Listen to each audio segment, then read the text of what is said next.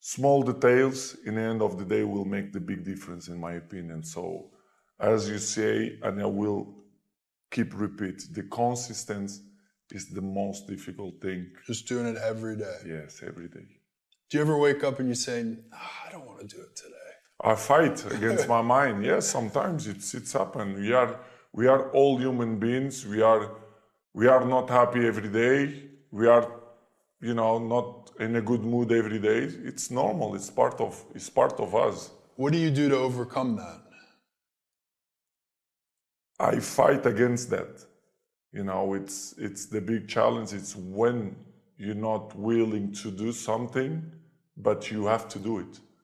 This is the main point. This is why I say our mind, it's a box of surprises, and you have to challenge yourself to be consistent. I repeat, sometimes it's hard. It's what many people say, you like to go to the gym every day. Of course, no. It's not true. Nobody likes to go to the gym every day. But you have to do it. Probably yes, because your mental strength is coming from that moments, that in a hard moments, you should do it. So, and I do it because after that, maybe in the beginning you feel hard to start, but after when you finish the gym or cold plunge or even the training, you will feel better. What would you say to a young person today who felt that they were predetermined to be a certain way? You've already quit. If you've accepted that where you are is where you're going to be, you've already lost. And there's no power in that. There's no power in that. That's like staying right here. You're not popping the clutch. You're not going forward. You've made a choice to just stay here. And that's your responsibility. And I'm not saying it's going to be easy. I'm not saying there are not challenges, problems, obstacles, issues, fears. But when you quit right here, you're right. This is where you're going to be. You never quit. Quitting is not an option.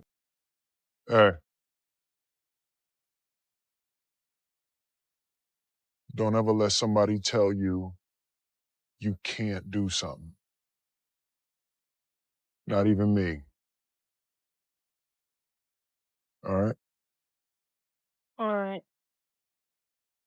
You got a dream, you got to protect it. People can't do something themselves. They want to tell you you can't do it.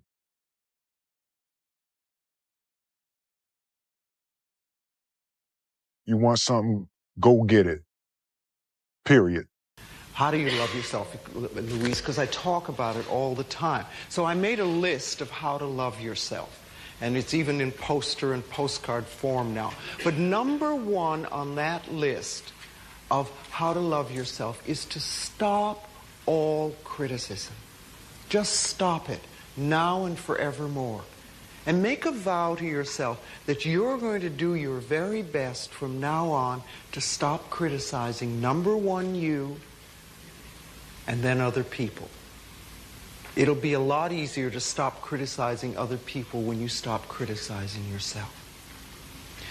Focus on you until the focus is on you, bro. I know that, we want the focus to be on us today, but if we put the focus on ourselves, like me, putting the focus on me, giving myself everything I need to be successful, giving myself everything I need to be competitive, giving myself everything I need to be the catch, to be the prize, that's what I'm going to do. When you focus on doing that, fellas, and you don't pay no mind to nothing else outside of your control, you don't pay attention to them paying attention to you. When you stop doing that, I promise you, that's when the focus and the attention is going to be paid on you, bro. I promise you. Been anything along your journey that you've kind of regretted And then how do you deal with regret? I mean, individual choices and mistakes, yeah, but ultimately you learn from those. So, like, no. Because, like, even the regrets, the bad things or the stupid things, you learn not to do bad things or stupid things. You know, all those things are beneficial in some way if you can get through them. You know, if you, like, did something that resulted in someone's death or something horrible like that, yeah, it'd be a terrible regret. But I've been very fortunate that hasn't happened. But the dumb shit that I've done or the bad mistakes that I've made, they've taught me. You know, you learn. Like, that's why failure is so important. Like, failing and fucking up and making mistakes, it's very important. That's how you learn. That's how the bad feeling that you get from something that you shouldn't have done or wish you didn't do or wish you did better. Like, especially failing at something where you half-assed it and you just feel like a fucking loser. Like, that just teaches you. It teaches you to get your shit together.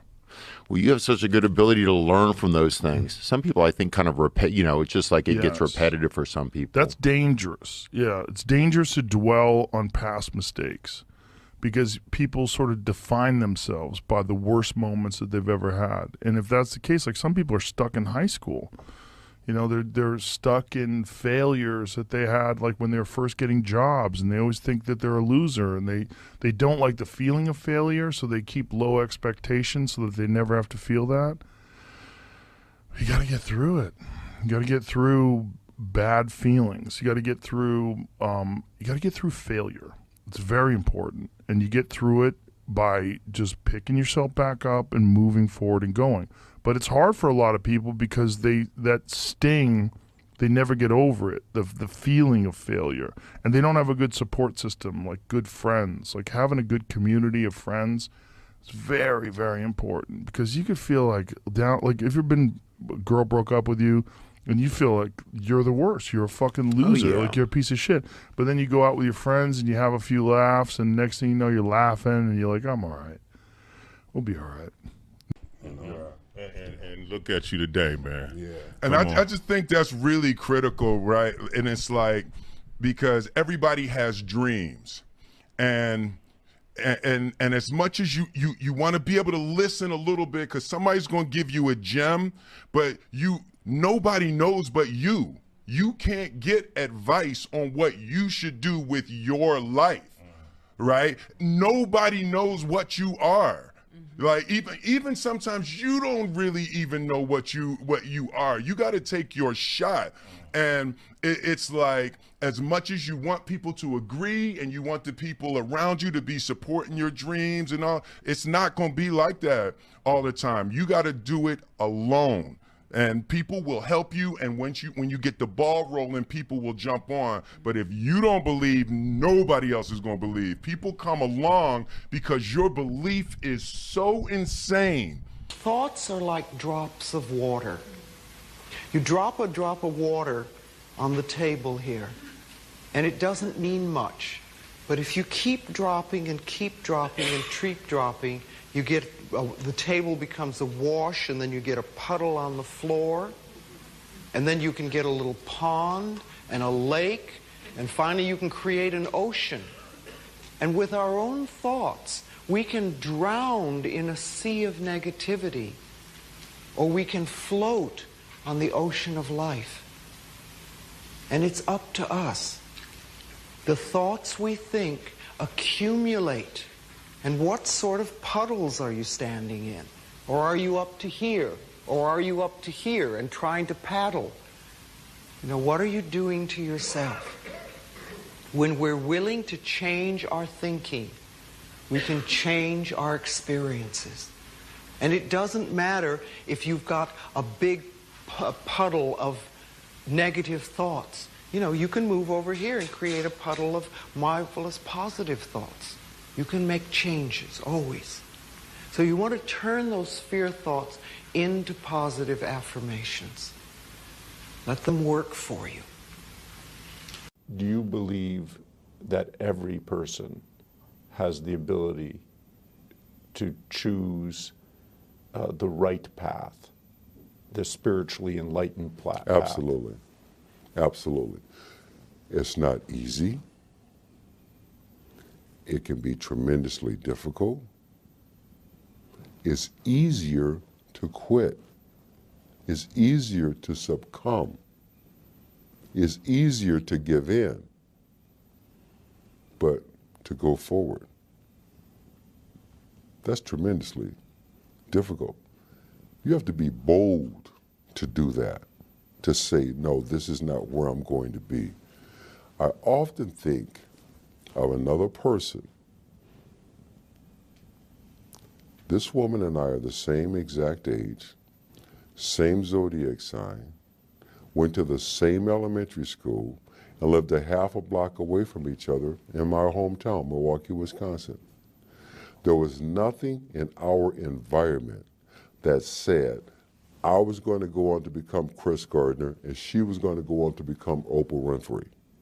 There was nothing there. We chose.